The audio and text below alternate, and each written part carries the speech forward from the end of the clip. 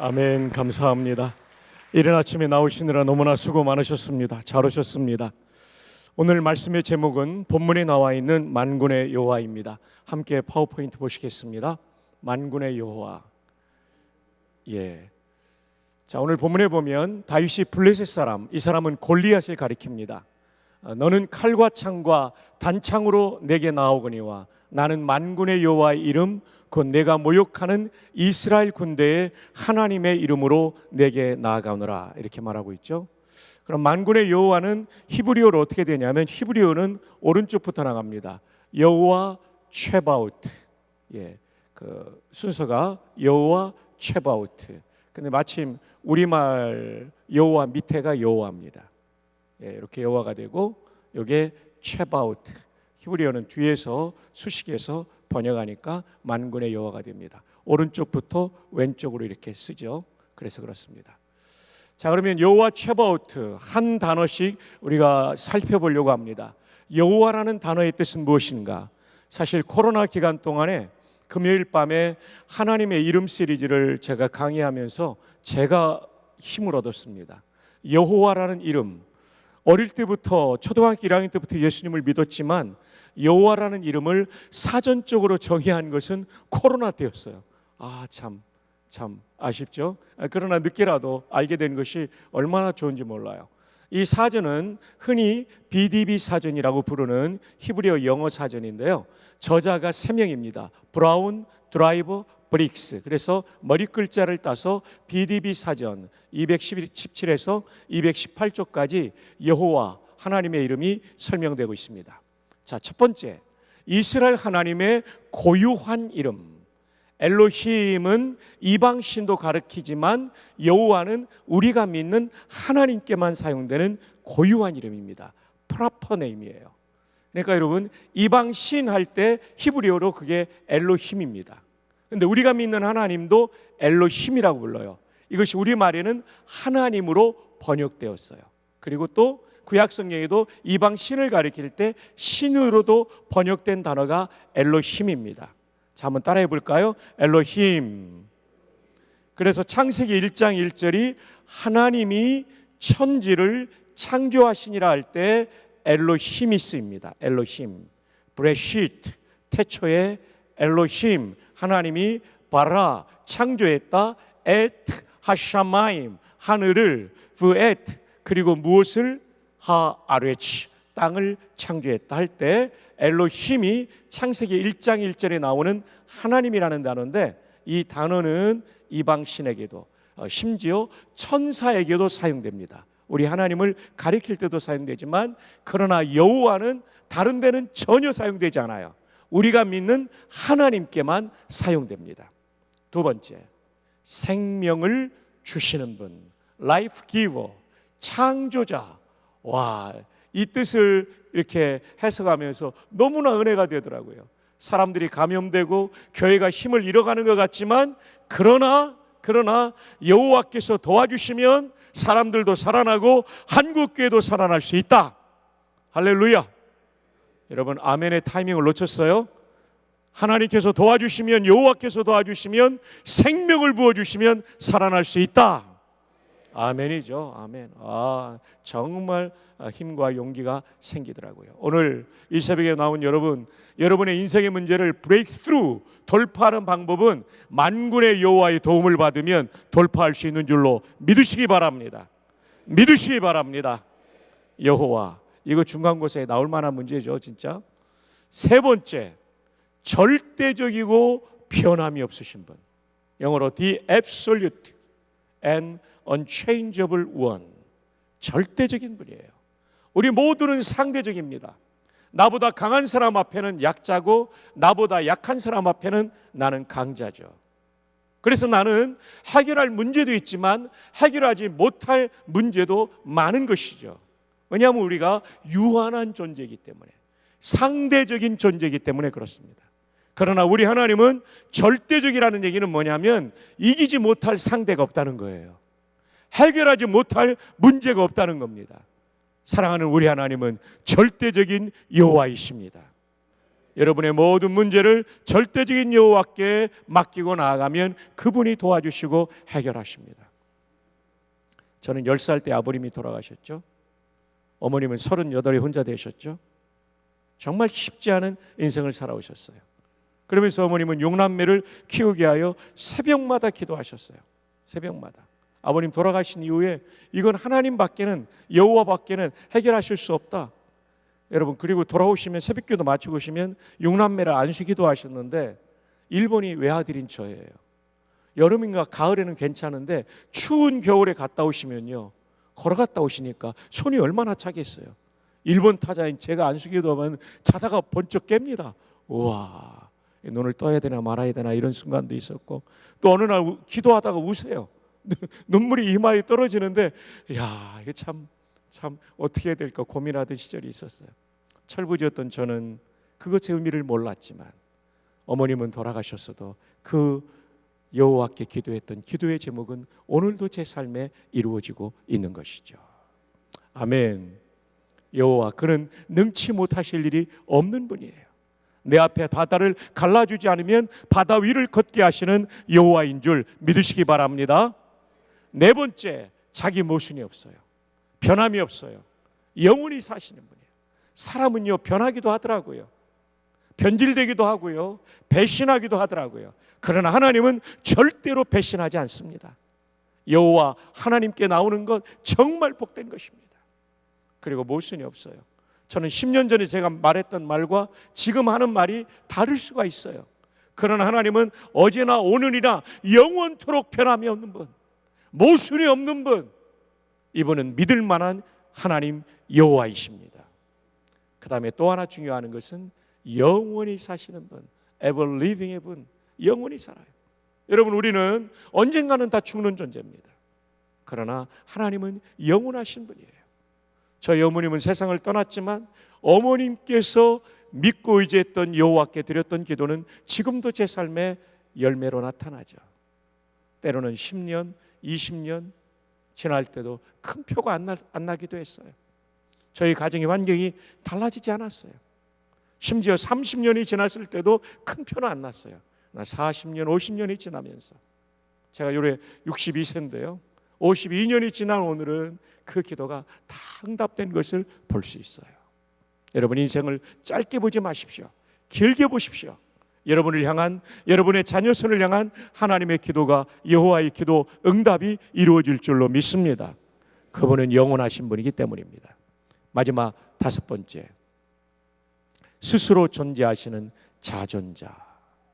우리는 다 만들어진 존재지만 하나님은 스스로 존재하시는 자존자, 본질상 이름을 부여할 수 없는 분, unnameable 하신 분이에요. 여러분, 이것은 무슨 뜻입니까? 하나님이 너무나 크기 때문에 이름 하나에 그분의 속성을 다 담아낼 수가 없는 것이죠. 그래서 여호와라는 말도 사실은 자존자라는 말도 I am who I am, 비동사예요. 나는 스스로 존재하는 자다라는 뜻이에요. 히브리 말에도 예흐 아쉘 예흐, 나는 스스로 존재하는 자라는 비동사를 쓰고 있을 뿐이지 그를 설명하는 다른 내용이 없는 것입니다. 너무나 크신 하나님, 절대자이신 하나님, 무에서 유를 창조하신 하나님, unnameable 하신 하나님, 이름을 다 가지고 설명할 수 없는 분. 그래서 5번째 뜻의 마지막은 불가해하신 분, 다 이해할 수 없는 분입니다. 물론 구원에 있어서, 천국 가는 그날까지 신앙생활에 있어서 우리에게 필요한 것은 다 이해할 수 있지만, 그러나 하나님을 100% 이해하는 사람은 아무도 없습니다.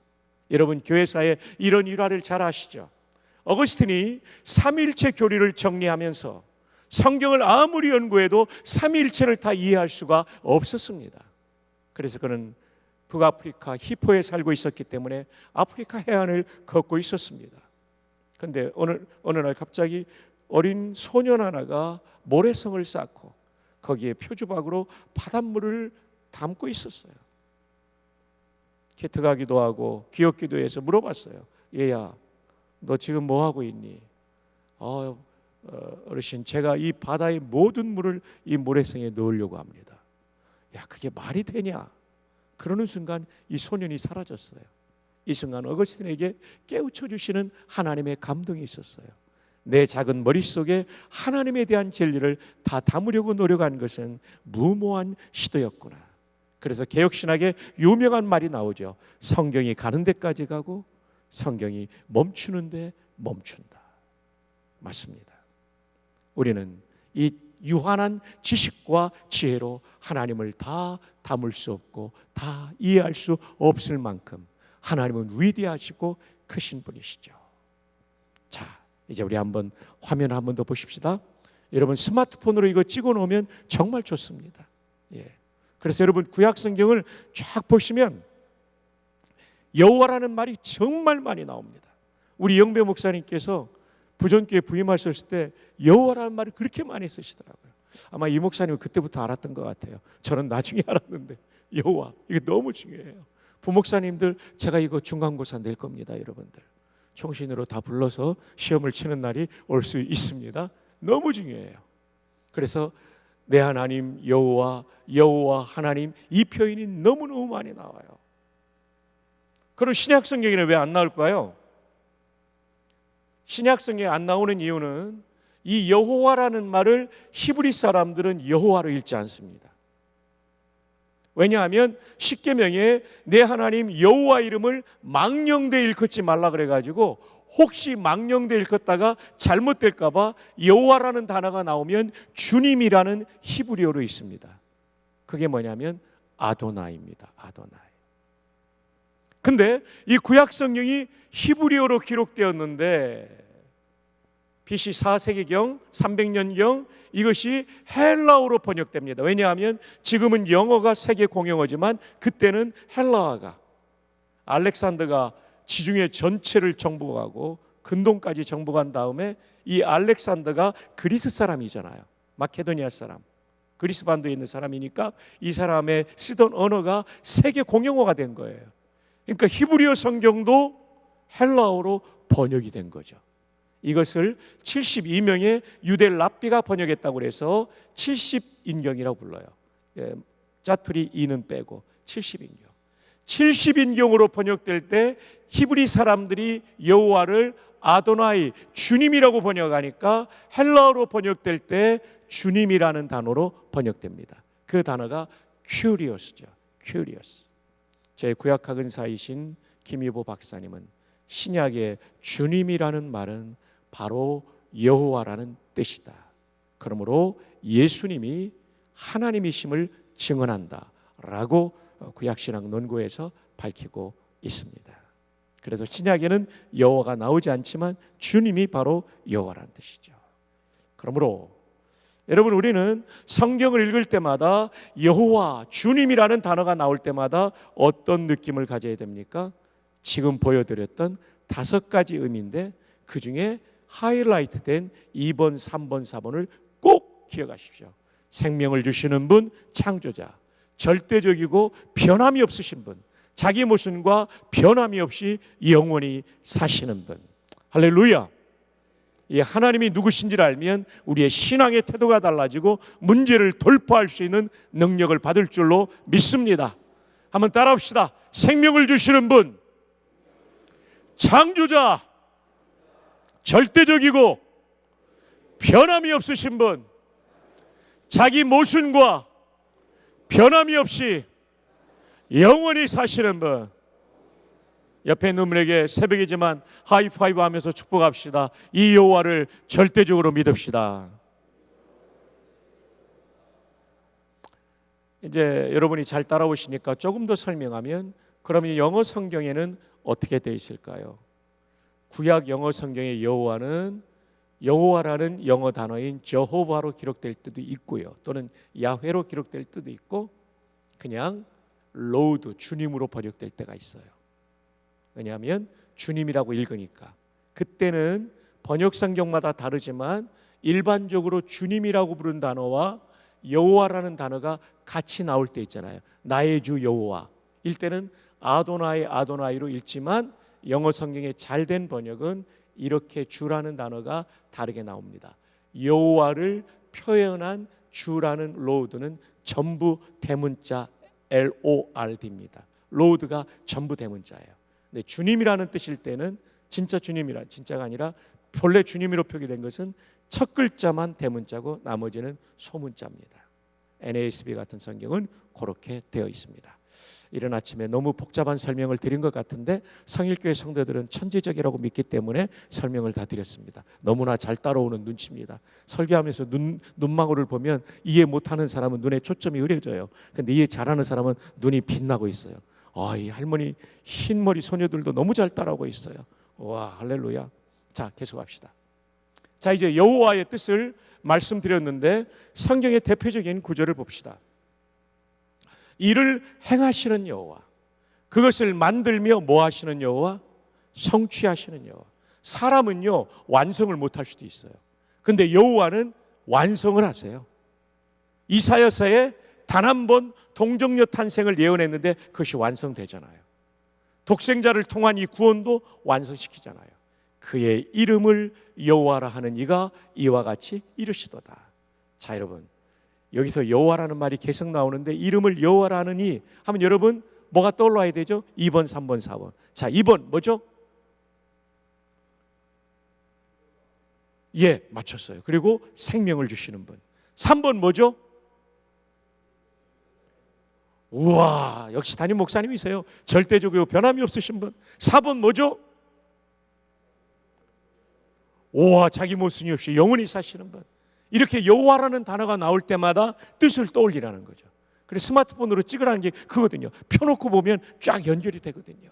왜냐하면 기억은 오래가지 않기 때문에 그래요. 특별히 영배 목사님처럼 천재적인 분이 아니면 이거 기억하기가 쉽지 않습니다. 꼭 그렇게 해주시기를 바라고요. 나 목사님 못 찍었어요. 괜찮아요. 저 여러분 전달을 이용재 목사님께 꼭 받아주시기를 바랍니다. 이용재 목사님이 보내주실 거예요. 자, 그리고 나서 3절이 그 유명한 말씀이에요. 너는 내게 부르짖으라. 내게, 이 내는 누굽니까? 여호와죠. 절대적이고 그리고 변함이 없으신 분, 모순이 없고 변함없이 영원히 사시는 분, 생명을 주시는 내게 부르짖으라. 여호와께 부르짖으라. 내가 내게 응답하겠고, 내가 여호와가 내게 응답하겠고, 내가 알지 못하는 크고, 이 크고라는 히브리 단어가 위대하고라는 뜻이에요. 은밀한 이라는 뜻이 뭐냐면 불가능이라는 뜻과 강력한 일이라는 뜻이 있어요. 무슨 뜻입니까? 불가능한 일도 돌파해서 가능하게 만들어 주신 거예요. 은밀한 일인 숨어있는 일 정도로 여러분이 이해하시면 안 돼요. 사람의 눈에는 보기에 불가능하지만 여호와께서 도와주시면 가능할 뿐 아니라 강력하게 응답이 이루어질 줄로 믿습니다. 그래서 오늘 새벽에 우리가 나온 것 아닙니까? 자, 찍으려고 했는데 너무 빨리 넘어갔죠? 예, 찍을 시간 5초 드리겠습니다.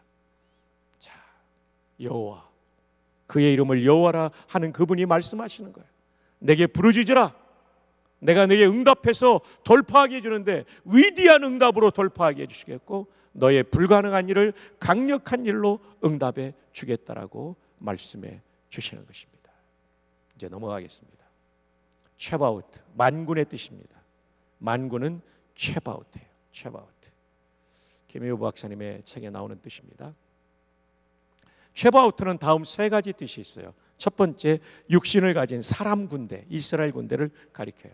두 번째, 하늘의 별들인데 이것은 하늘의 별들뿐만 아니라 우주 만물을 가리킨다고 말씀하시죠.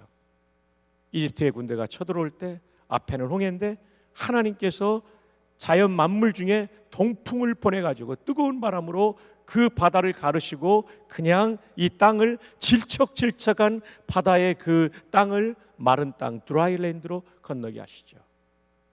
뿐만 아니라 아모리 5군대와의 전쟁, 여호수아 10장에 보면 칼에 죽은 자보다 우박에 맞아 죽은 자가 더 많았더라. 하나님은 오늘도 이 우주 만물을 사용하죠. 여러분, 이건 현대전에도 있었던 일입니다.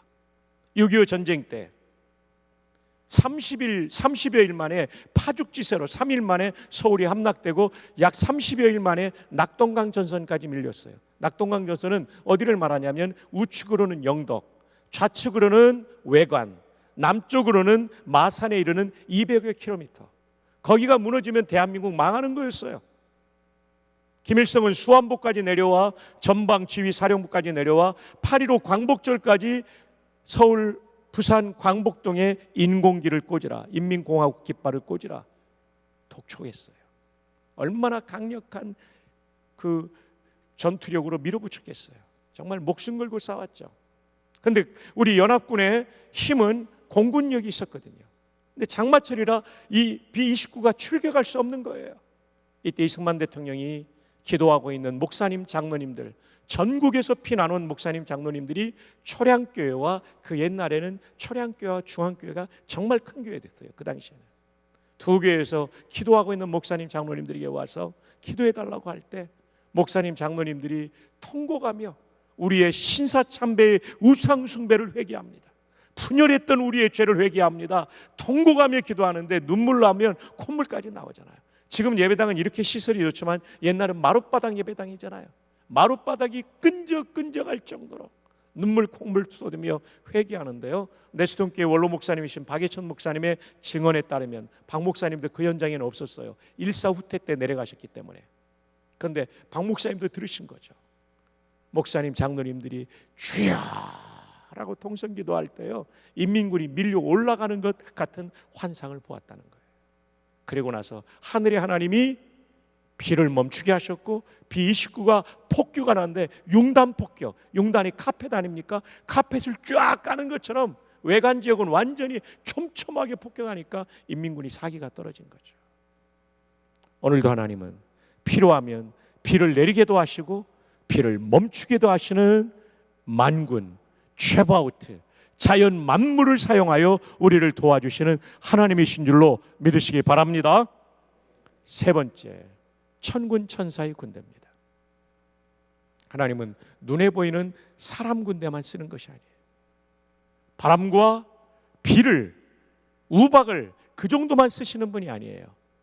천사, 영적인 존재들인 천사를 쓰죠. 가장 대표적인 본문이 열왕기하 19장 35절. 여러분, 이때는 히스기야 왕 때입니다.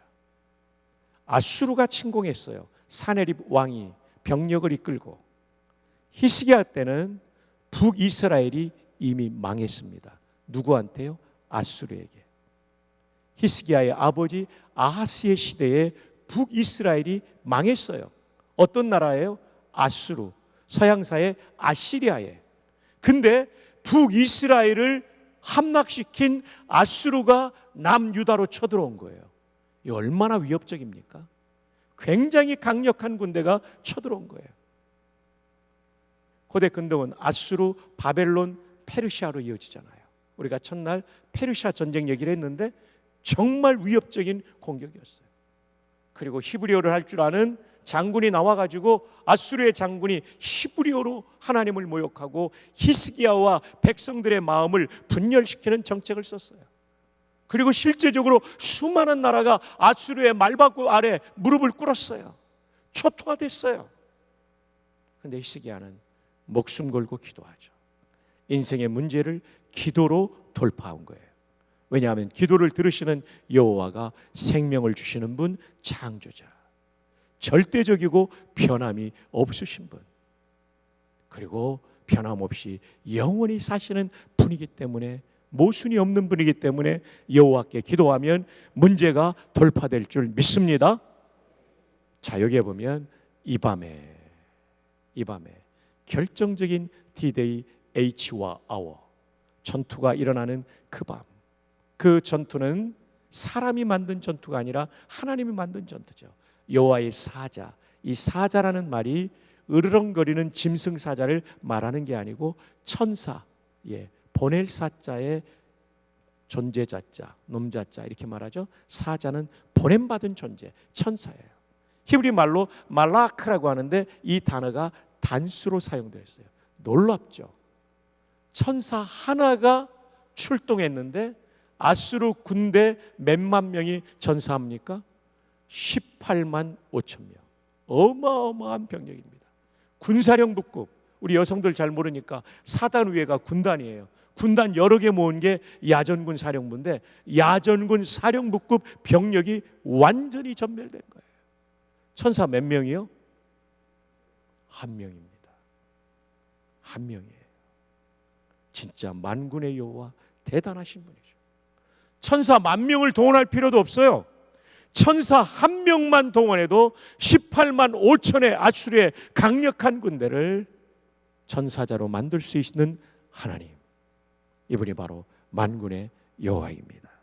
이 만군의 의미를 알고 여러분의 마음속에 하나님에 대한 간절한 믿음이 자라날 수 있기를 주님의 이름으로 축복합니다. 자, 그러면 지금 만군의 여호와를 의지하며 나간다고 다윗이 당당하게 나아가고 있는데 상대인 골리앗 장군의 전투력은 어땠을까요? 다 살펴볼 수 없지만 나와 있는 말씀을 기준으로 보면 키가 미터법으로 환산하면 285cm. 우와, 거의 3m입니다. 이 사람이 입고 있는 갑옷이 무려 57kg. 우와, 우리 한국군의 군장이 20에서 30kg인데 57kg 갑옷은 저도 못 입어요. 우리. 저는 이 자리에 있는 여성들이 전부 57kg 이하라고 믿고 있는데요.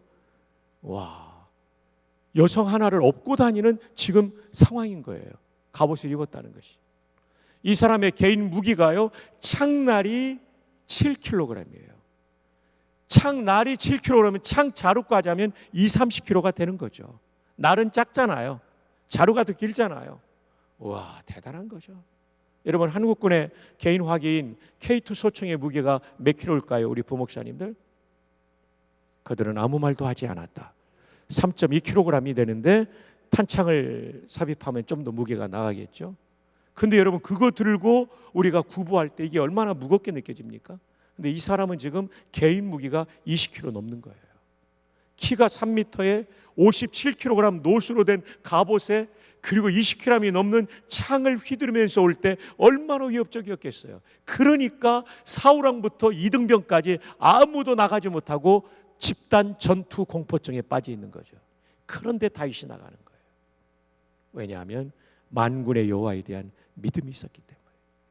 분명히 사울과 이스라엘 군대 사람들도, 군인들도 만군의 여호와의 이름을 부르며 기도도 했고 찬양도 했을 거예요. 그런데 입으로 기도하고 입으로 찬양을 했지만 마음속에 이분에 대한 절대적인 믿음이 없었던 거죠. 주 안에 보배로운 성도 여러분, 여러분의 인생의 문제를 돌파하는 것은 입술에 붙은 기도와 찬양이 아니라 여러분의 중심에서 일어나는 만군의 여호와에 대한 믿음이 있어야 될 줄 믿습니다. 그러면 돌파하게 될 거예요. 오늘 이 새벽에 그 믿음이 우리 가운데 있기를 주님의 이름으로 축복합니다. 자, 47절 여러분 한번 읽어주세요. 시작. 또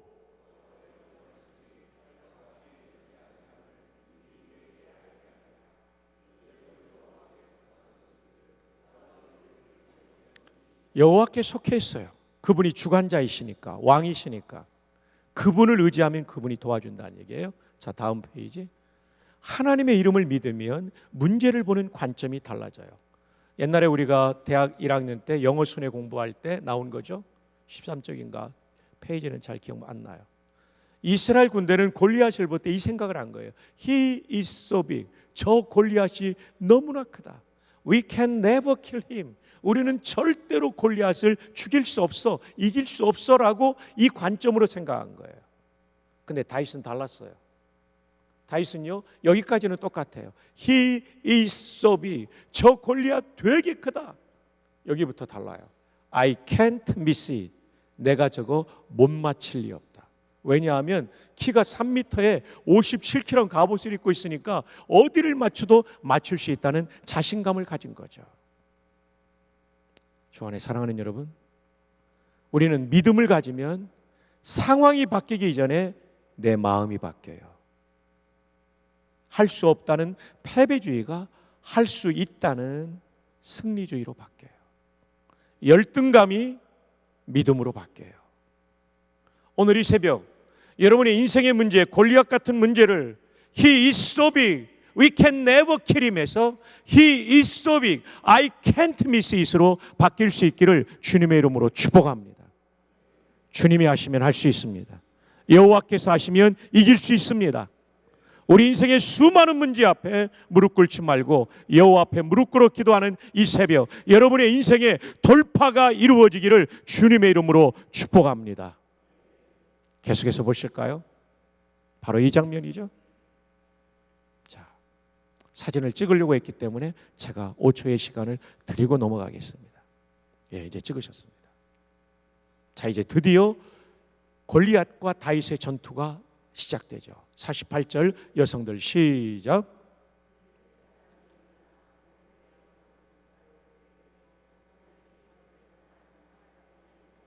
적이 일어나서 오는 거예요. 골리앗이 오는데 다윗은 달려가는 거예요.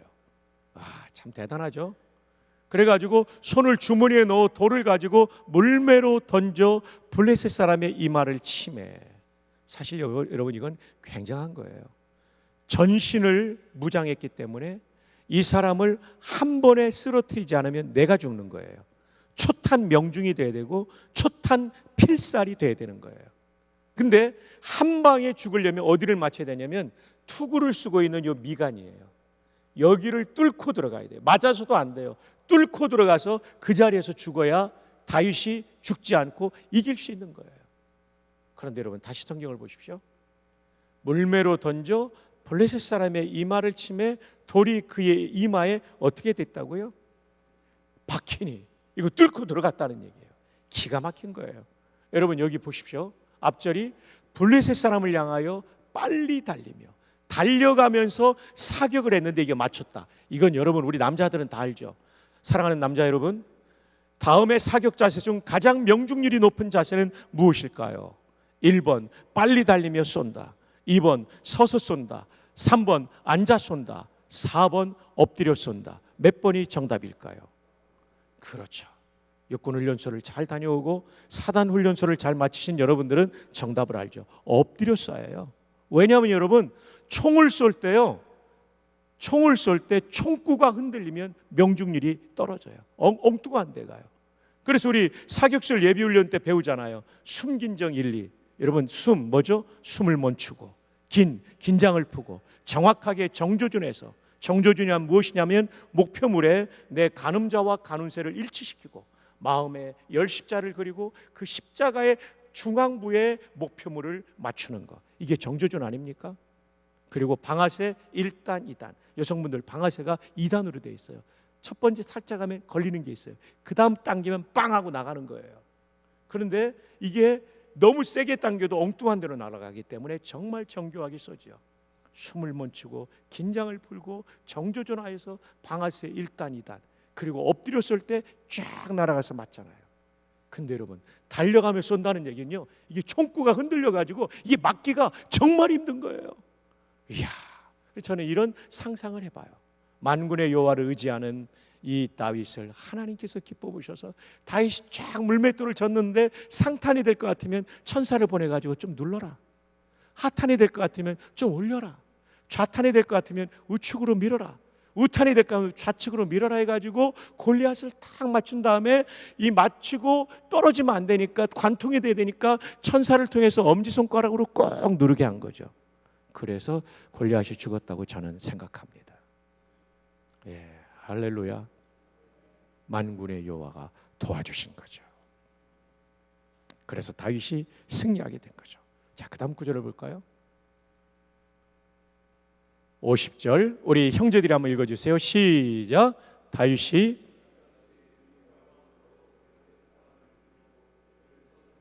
자기 손에는 뭐가 없었더라? 우리는 칼이 없으면 안 되는 줄 알아요. 상대는 칼을 갖고 있고 나는 칼이 없고 나는 물매밖에 없으면 안 되는 줄 알아요. 아닙니다. 상대가 나보다 더 좋은 무기를 가지고 있고 재능을 가지고 있어도 만군의 여호와께서 도와주시면 그 격차를 극복하게 하는 겁니다. 아멘. 그래서 여러분의 문제가 아무리 커도 만군의 여호와를 의지하며 기도하면 반드시 하나님의 때에 돌파하는 응답이 있을 줄로 믿으시기를 축복합니다. 자, 이제 결론입니다. 출근해야 되니까. 만군의 여호와, 우리 한번 해볼까요? 여호와 최바우트, 히브리 말로 만군의 여호와입니다. 또는 쯔바우트로 발음하기도 합니다. 모든 자원을 동원해 우리를 돕는 여호와 하나님을 전쟁과 터 같은 삶의 현장에서 철저히 믿어 기도하고 신뢰함으로 여러분 개인도 우리 성일교회도 승리하시기를 주님의 이름으로 축복합니다.